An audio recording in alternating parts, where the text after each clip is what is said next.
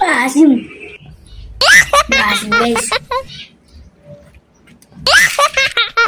Halo mga mami, habang nanonood nga daw talaga si Kyle sa TikTok at nag-i-scroll siya, meron nga daw talaga siyang nakitang trending. Nung nakaraan pa nga talagang gustong-gustong gawin ni Kyle to, pero ngayon nga lang talaga nagkatay. Bumili nga lang si Kyle talaga ng Milo dito na nakasashay. Paano ba naman kasi? Wala nga kaming nakaganto na nakasashay dito sa bahay. Kaya naman sobrang excited na nga talaga si Kyle na gawin niya to. Ginagawa nga talaga ako dito, tapos nagulat nga ako dahil bigla nga akong tinawag ni Kyle.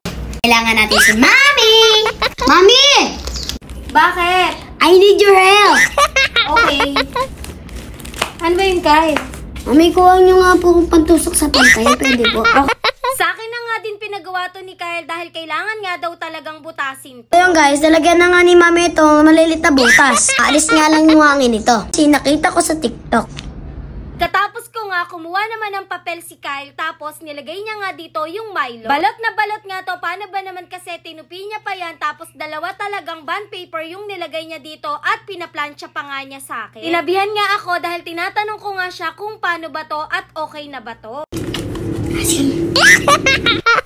Kailangan daw dito ay flat na flat. Kaya naman ito, ilalagay na nga daw niya to sa freezer at mag-iintay nga lang daw ng 5 to 10 minutes. Buti na nga lang din at may ice cream pa dito si Kyle. Kaya naman ito, habang iniintay niya nga ay kumain na muna din siya at hindi siya nainit. May i-share nga din pala ako sa inyo. May nabili kasi talaga akong panjama dito sa TikTok. Medyo matagal lang siyang dumating pero sobrang ganda talaga niya. Itong ating suot ko na to, na torno panjama, ay nabili ko lang din to sa TikTok. Medyo manipis tong suot ko pero maganda din talaga, lalo na nga pang araw-araw. Bali, ito nga yung sinasabi ko sa inyong panjama na sobrang comfy lang talaga niya. Napakaganda ng tela nito, kaya naman dalawa na nga talaga yung binili ko, isang purple at isang pink. Nasa yellow basket ko lang yan kung gusto nyo. Kung ano siya sa picture at sa video, yun talaga yung makukuha nyo. Nung kinagabihan na nga, ito na nga at binuksan na nga talaga ni Kyle yung freezer, tapos kinuha na nga niya itong Milo na pinatigas niya kanina. Isa na nga lang to, paano ba naman kasi kanina nga hindi na talaga nakapag-intayan at kinain niya hindi na. Nga perfect yung pagkagawa namin dito ni Kai. Pero yung iba naman ay okay, kaya naman ito nagustuhan at nasarapan nga din talaga si Kai. Parang naging Milo bar nga daw to. Pinatikim na nga rin pala sa akin talaga ni Kyle to. Guys, try naman natin yung Nesty.